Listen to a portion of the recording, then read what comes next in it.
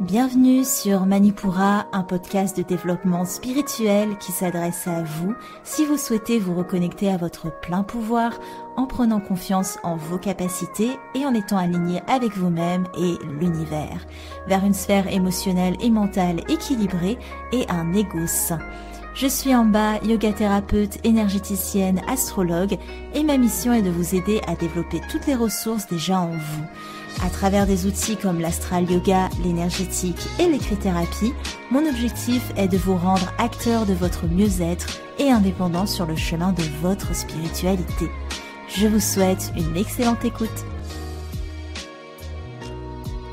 Bonjour à tous et bienvenue sur le podcast Manipura. Je suis ravie de vous retrouver aujourd'hui pour ce nouvel épisode d'énergie astrale où nous allons décrypter ensemble les énergies de la nouvelle lune et éclipse solaire totale en Sagittaire, à 12 degrés du Sagittaire exactement, qui prendra place le 4 décembre à 8h42, heure de Paris. Et on a Léo avec nous pour cet épisode. Une nouvelle lune qui va fermer la saison des éclipses, mais qui ouvre aussi évidemment sur un nouveau cycle lunaire.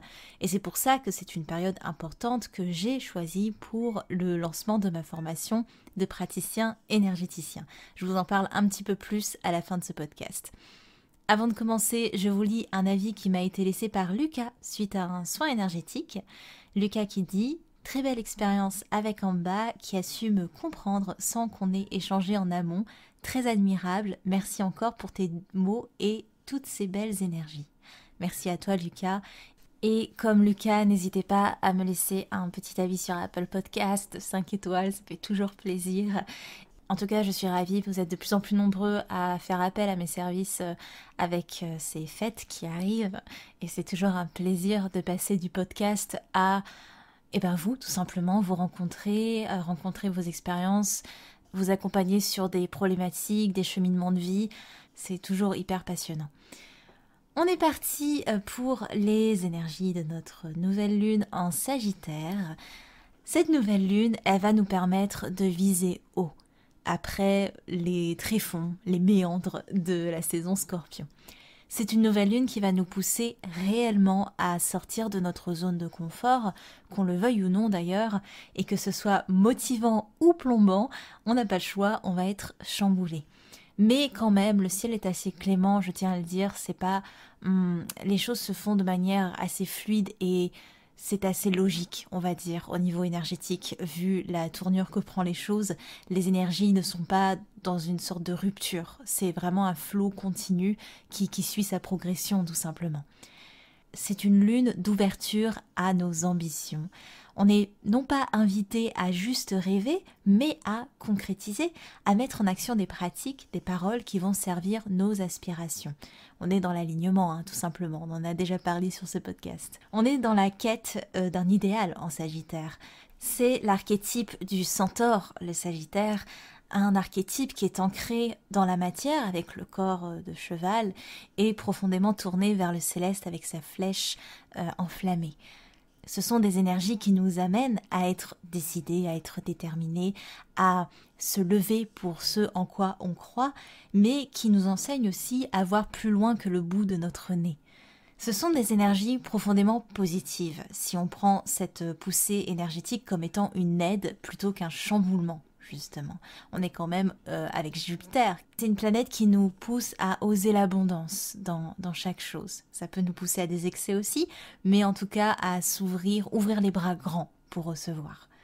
Pour revenir à cette notion de chamboulement, il y a en ce sens Neptune qui est redevenue directe, c'est-à-dire qu'elle ne rétrograde plus depuis le 2 décembre et qui vient faire un carré à notre lunaison.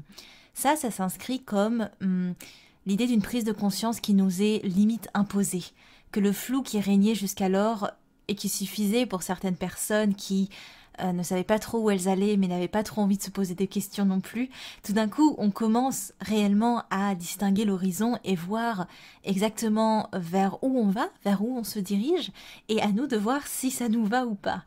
Le tout, ça va être d'utiliser la flèche du Sagittaire pour s'orienter. et de se demander est-ce qu'on continue dans la même direction, la direction qu'on visait dans un flou, ou est-ce qu'on se ravise et on cible quelque chose d'autre avec un regard plus aiguisé. Cette lunaison, au final, elle nous questionne sur la notion de tutelle. Qui est responsable? Qui porte-t-on responsable? Allons-nous suivre un porte-parole? Ou allons-nous être l'investigateur de quelque chose? Si vous êtes abonné à ma newsletter, j'ai partagé le tirage du mois aux abonnés et c'est exactement cette notion qui ressortait notamment avec la première carte. Si vous voulez, en énergie jupitérienne, on est à la recherche de plus de connaissances sur le terrain qu'on explore et on questionne aussi beaucoup nos croyances. Ce sont des énergies où ceux qui maîtrisent assez la parole et la communication pour la répandre seront écoutés. Ça vaut pour des personnes extérieures, mais ça vaut aussi pour la petite voix qu'il y a dans votre tête. Qui voulez-vous croire? Qui voulez-vous suivre? On va être invité à la vigilance face aux tentatives de manipulation qui peuvent être très fortes lors de cette lunaison. Elle nous demande d'acquérir la souveraineté de notre propre pensée avant de nous rallier à celle des autres. Et même si quelques bons orateurs se démarquent dans la foule, et comprenez sous ce terme de la foule vos pensées peut-être qui se bousculent ou la foule, la société, serons-nous le manipulateur? Serons-nous le manipulé? Ou allons-nous prendre le temps de décider enfin par nous-mêmes ce de quoi nous souhaiterions remplir nos esprits? Aussi, ce qui est intéressant avec cette nouvelle lune, c'est qu'elle est conjointe au nœud lunaire. C'est ce qui indique d'ailleurs graphiquement sur une carte du ciel une éclipse. En l'occurrence, le nœud lunaire sud, Ketu, qui détermine nos acquis, nos automatismes, ce dans quoi on a été imprégné. Et cette configuration, c'est une invitation à se détacher des dernières croyances, de laisser derrière nous ce qui ne nous aiderait pas dans notre évolution, ce qui ne motive pas les grandes aspirations du Sagittaire qui sommeillent en nous. Autre aspect de cette carte du ciel qui nous interpelle, c'est évidemment la conjonction avec Mercure, qui est le maître du nœud nord de cette carte du ciel, et il va y avoir clairement une surdose d'informations, de communication. L'idée, ça va être de ratiboiser tout ça pour se reconnecter à « Ok, quel est le fruit de ma propre pensée et qu'est-ce qui est le fruit de ce que j'entends partout, du brouhaha qui y a tout autour de moi ?» C'est compliqué de faire avancer le débat quand on tente de nous prémâcher les réponses. Donc bon, le Sagittaire, il fait sa route, il explore, il apprend des autres certes, mais il apprend surtout de ses propres explorations. Avec le carré Saturne-Uranus, c'est la restriction des libertés toujours, l'autorité en place versus le révolutionnaire. Ici, nous nous sentons piégés dans un rouage auquel on ne croit plus. C'est l'effondrement complet d'un système de pensée et aussi la réalisation que l'agitation face à la manipulation est inutile. Seul un esprit calme, un esprit apaisé peut faire face à cette situation et peut aussi se désolidariser pour ne plus tourner en rond. Et pour cela, il faut se laisser guider par l'élément feu du Sagittaire qui est un élément de création, d'initiation. On est parti pour l'horoscope lunaire de cette nouvelle lune. On commence par les signes de feu qui sont à l'honneur, les béliers, les lions et les sagittaires. Les béliers, cette nouvelle lune saura vous motiver, une bonne capacité à mettre en forme vos idées, une facilité à exprimer vos grandes ambitions et surtout l'énergie du commencement. S'il faut revoir des choses ou reprendre des choses à zéro, ce sera clairement le bon moment lors de cette lunaison. Les lions, cette nouvelle lune vous aidera à allier passion du cœur à concrétisation mentale. Rien ne semble vous arrêter quand vous vous sentez aligné, c'est le moment de briller et de voir les choses en grand. Vous éprouvez quelques difficultés à vous en croire capable par vous-même, mais c'est en vous élevant, indépendamment des autres et de leur autorité, que vous concrétisez les plus belles avancées. Les Sagittaires, mis à l'honneur, vous profitez d'un boost intellectuel sans précédent, les prises de conscience seront percutantes et brillantes, votre capacité de mise en action et vos grandes ambitions sauront séduire ceux qui vous entourent. Cependant, prenez garde aux excès devant ce retour de flamme, si attendu pourtant. Profitez de votre saison, mais ne brûlez pas toute votre énergie d'un coup. Les signes de terre, les taureaux, les vierges et les capricornes. Les taureaux, vous vivez cette lunaison un peu sur le côté, ni trop affectés, ni trop concernés. Les cartes sont entre vos mains, tout dépend de ce que vous souhaitez en faire. Les choses bougent rapidement, tant dans la sphère relationnelle que dans la sphère financière, mieux vaut regarder au loin ce que vous souhaitez plutôt que de vous languir sur ce que vous n'avez pas dans l'instant pour assurer votre stabilité. Les Vierges, vos énergies terre-à-terre vous joueront des tours alors que la période vous invite à élargir votre champ de vision. Auriez-vous peur de rêver plus grand ? Vénus pourrait vous aider à vous ouvrir et à vous adoucir. Pour se laisser bercer par l'univers, encore faut-il oser lâcher les rênes. Les Capricornes, vous autorisez à rêver, vous réussit. Plus de douceur et de conciliation dans votre énergie, mais vous ne lâchez pas votre entêtement pour autant. Vous êtes dans une phase d'action beaucoup plus modérée, certes, et à l'écoute de votre énergie. Mais soyez vigilants, les énergies sagittaires ont tendance à vous retrancher dans vos croyances et vos objectifs toujours plus ambitieux. Profitez de Vénus dans votre signe pour partager et vous ouvrir aux autres avant qu'elle n'opère sa rétrogradation à la prochaine lunaison. Les signes d'air, les Gémeaux, les Balances et les Verseaux. Les Gémeaux, Jupiter vous baigne de son énergie et vous permet d'intensifier une lunaison qu'il était déjà beaucoup. Des pensées contradictoires et une difficulté à mettre les choses en ordre sera la combinaison d'une énergie dispersée mais optimiste. C'est une lunaison qui vous réaligne à votre axe de vie. Aidez-vous des énergies sagittaires pour être plus clair et plus précis dans vos intentions. Les Balances, Jupiter et Saturne s'unissent pour vous faire sauter un à un les verrous qui empêchent de vous élever pleinement. Cette lunaison vous motive et vous recentre sur vous-même.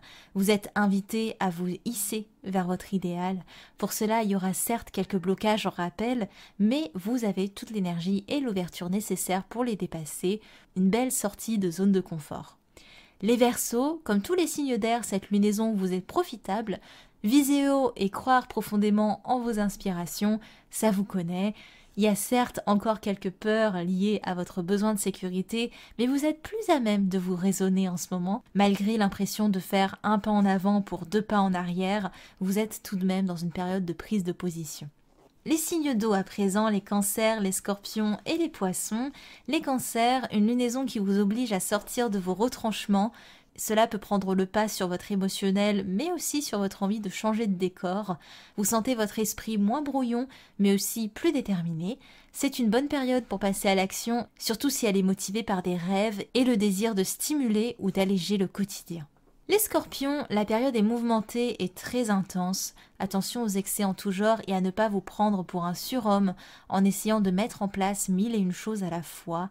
Vous aurez cependant du mal à vivre les tirades moralisatrices des uns et des autres. Essayez de revenir au calme pour ne pas agir sous le coup de vos pulsions. Les Poissons, enfin, votre sensibilité est exacerbée et vous parvenez difficilement à mettre les choses au clair. Heureusement, vous n'hésitez pas à vous entourer et vous vous sentez motivé et prêt à mettre les pieds dans le plat. Une lunaison qui travaille en somme votre détermination. Attention à la quête d'un idéal impossible. À présent, pour vous accompagner lors de cette lunaison, je vous propose toujours quelques petits outils. Au niveau de l'écrit-thérapie, c'est le moment idéal de poser vos intentions. Alors certes, c'est le moment idéal à chaque nouvelle lune, mais encore plus lors de cette nouvelle lune en Sagittaire, parce que c'est une nouvelle lune qui vous appelle à poser vos objectifs, tout simplement à avoir une cible à viser. Et c'est une nouvelle lune qui est jupitérienne, donc sous le signe de l'expansion. Le fait d'ouvrir les bras et pour vouloir attirer quelque chose vers soi, encore faut-il le manifester, le vibrer. Donc c'est la nouvelle lune pour poser vos intentions, mais voyez les choses larges, posez vos intentions pour 2022. Parce que là où la saison Sagittaire vous demandera de rêver grand et de viser haut, la saison Capricorne qui suit va vous aider à faire des plans, des choses beaucoup plus détaillées, des échelons à gravir. Donc voilà, il va y avoir ce petit travail en écrit-thérapie, d'une part manifester ou écrire vos intentions, et d'autre part en Capricorne, on verra, enfin vous les mettrez en plan, si je peux dire. Donc voyez comment vous voulez mettre ça en place. Vous pouvez noter vos intentions de 1 à 10 en fonction de leur possible réalisation dans les mois qui suivent. Vous pouvez également dessiner, bon c'est plus de l'écrit-thérapie, mais disons que le dessin aide aussi à manifester les choses dans la matière, enfin les intentions dans la matière. Donc voilà, c'est des petites pistes que je vous propose de poser, en tout cas pour cette année 2022, plus que pour ce cycle lunaire uniquement pour l'année 2022. En Astral Yoga, je vous propose évidemment Dhanurasana, la posture de l'archer, Après, si vous avez envie de faire autre chose qu'un cambré, vous pouvez tout simplement mimer le fait de lancer une flèche avec vos bras dans 3 niveaux de position différentes. La première, ce serait en demi-pince, en Janu Sirsasana, donc au sol. Et le but, c'est de vous prendre avec votre index et votre majeur, les orteils de chacun de vos pieds et mimer avec chacun de vos pieds un arc. Je vais vous mettre un reel. C'était le premier reel que j'ai réalisé, donc soyez sympa pour vous montrer ça. Vous pouvez aussi faire la même posture, mais en posture d'Anjaneyasana, donc la demi-lune.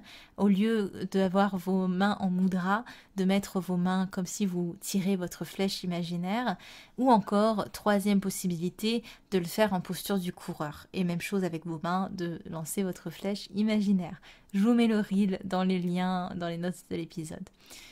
Aussi, pour vous accompagner dans les énergies de cette nouvelle lune, je ne vous propose pas cette fois-ci un soin collectif, mais je vous invite officiellement à un bain sonore. Alors c'est complètement gratuit. Pour ceux qui le savent, je suis en train de finaliser un cursus de sonothérapeute. Donc je vous propose ce bain sonore. Vous pouvez vous inscrire, c'est totalement gratuit, c'est totalement libre. Vous pouvez vous inscrire et venir. Vous pouvez vous inscrire et finalement décider de pas de venir. C'est vraiment comme vous voulez. Ce sera le 4 décembre à 19h. Et c'est aussi pour fêter les portes ouvertes de la formation praticien énergéticien et la fin du tarif Early Bird qui sera dimanche. Si cette formation vous intéresse, je vous mets un lien dans les notes de l'épisode où vous avez le programme détaillé et vraiment très détaillé. Je suis vraiment très très contente de tout ce que je vais pouvoir vous proposer à l'apprentissage et à l'expérimentation dans cette formation qui durera 3 mois. 3 mois où je ne compte pas vous lâcher parce qu'il s'agit de vous former à l'énergétique et à encadrer des gens dans cette pratique, ce qui est pour moi très important. Donc très important de bien former les gens. Donc voilà, si ça vous intéresse, c'est dans les notes de l'épisode. Vous avez le tarif Early Bird jusqu'à dimanche, donc si ça vous intéresse vraiment, ne traînez pas. Les inscriptions seront toujours ouvertes après, mais à un tarif moins avantageux. Et dernière chose, avant de vous laisser, comme vous le savez, Manipura arrive dans quelques jours à ses 1 an d'existence. Et pour cette occasion, j'avais vraiment envie de faire un épisode spécial, de vous faire participer. Donc ce que je fais, c'est que je vous laisse mon adresse mail dans les notes de l'épisode. Et vous pouvez m'envoyer un audio de 1 à 2 minutes gros maximum, où je vous invite à vous présenter, à dire quel épisode du podcast vous avez préféré et pourquoi, et à donner votre meilleur conseil, votre meilleur message d'amour aux gens, aux auditeurs qui vous écouteront. Donc vous avez mon adresse mail dans les notes de l'épisode, mettez en objet quelque chose comme podcast anniversaire et je saurai vous reconnaître. Vous enregistrez une piste audio de 1 à 2 minutes et je monte tout ça pour un épisode spécial. Voilà, je vous remercie énormément, je vous laisse sur toutes ces news et je vous souhaite une très belle nouvelle lune en Sagittaire. C'était En bas de Manipura, à la semaine prochaine, merci. Manipura, c'est déjà terminé pour aujourd'hui. Je vous remercie de votre écoute et si cela vous a plu, n'hésitez pas à partager et à me laisser un commentaire sur Apple Podcasts ou sur les réseaux sociaux. En attendant, vous pouvez télécharger gratuitement toutes mes ressources en cliquant dans le lien de la description de l'épisode pour apprendre la corrélation entre le cycle lunaire et le cycle féminin, allier astrologie et productivité, débuter la méditation ou votre propre journal de gratitude. Quant à moi, je vous dis à la prochaine et surtout, prenez bien soin de vous.